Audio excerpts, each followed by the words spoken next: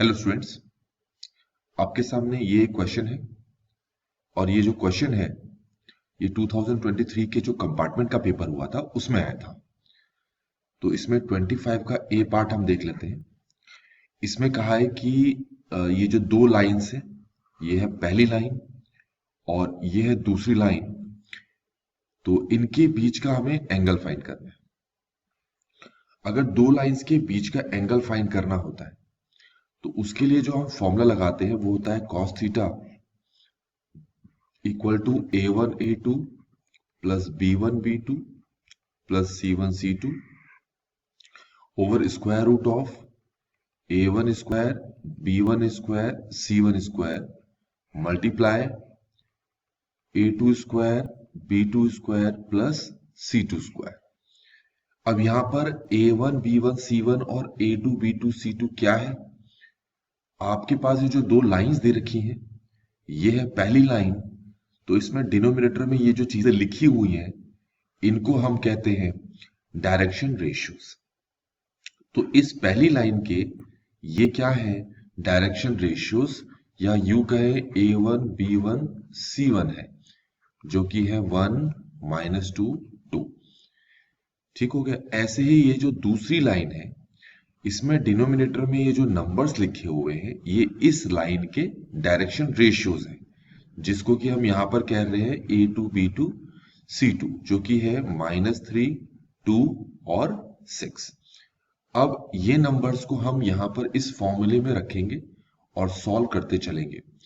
तो cos theta, तो ये है a1 b1 c1, ये है a2 b2 c2, और यहां फॉर्मूले में रखते हैं।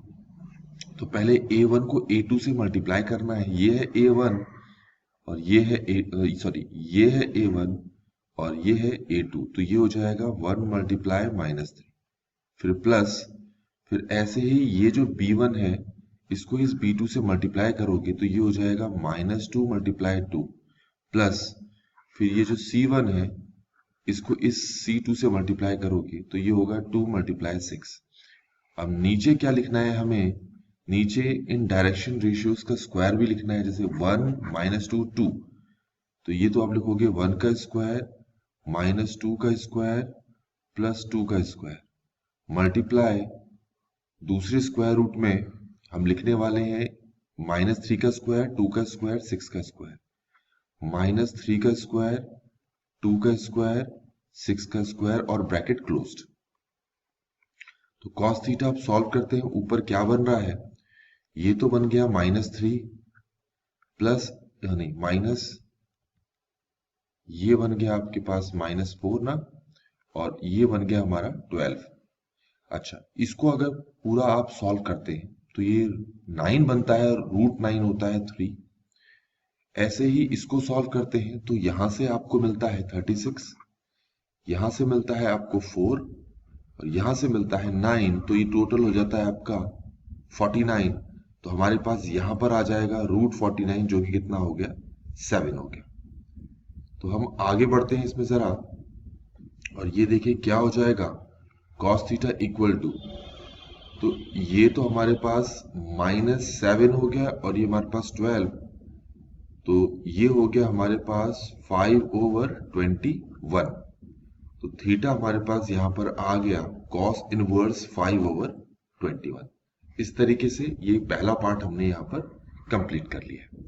अब हम बात करेंगे इसके जो बी पार्ट है। वैसे तो ये ऑप्शन में दिया था, लेकिन हम फिर भी यहां पर इन दोनों क्वेश्चंस को करने वाले हैं। अच्छा, इसमें भी आपको ये दो लाइंस दे रखी हैं, एक लाइन ये है और दूसरी लाइन ये है, और आपसे कहा है कि ये दोनों परपेंडिकुलर है, तो हमें k की वैल्यू फाइंड करनी। तो पहले तो आपको ये पता होना चाहिए कि जब दो लाइंस परपेंडिकुलर होती हैं तो उनके बीच का एंगल कितना होता है? 90 डिग्री।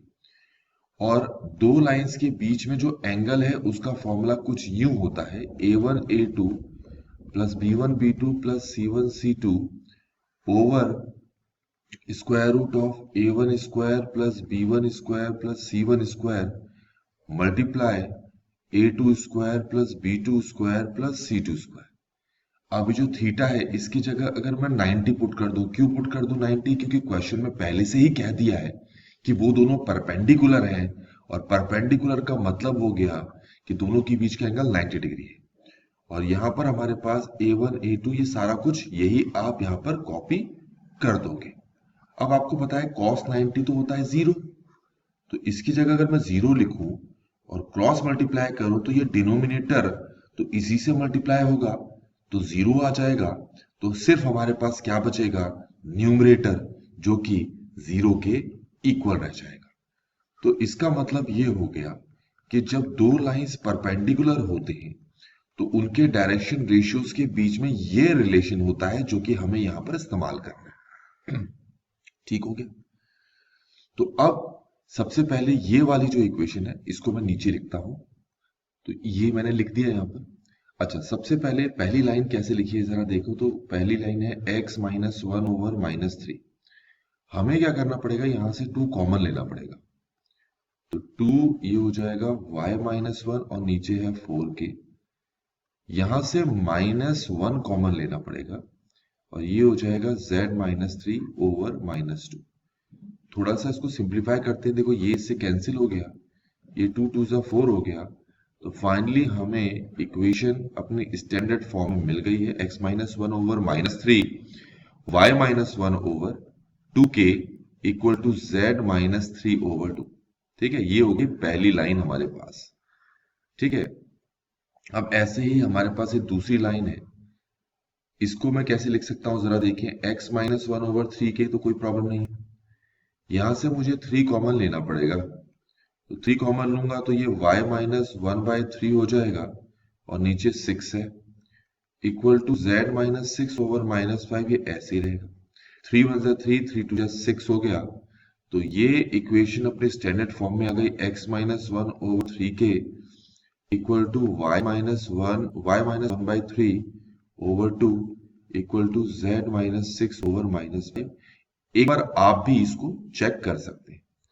अब इसके बाद हमें क्या करना है, ये जो पहली लाइन है ये इसके हैं डायरेक्शन रेशियोज A1, ये है A1, ये है B1 और ये है C1। ये दूसरी लाइन है, ये है इसके डायरेक्शन रेशियोज, ये है A2, ये है B2 और ये है C2।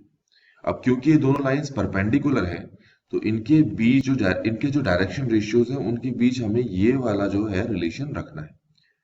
ठीक है, परपेंडिकुलर है तब हम इसको ऐसे रख दें।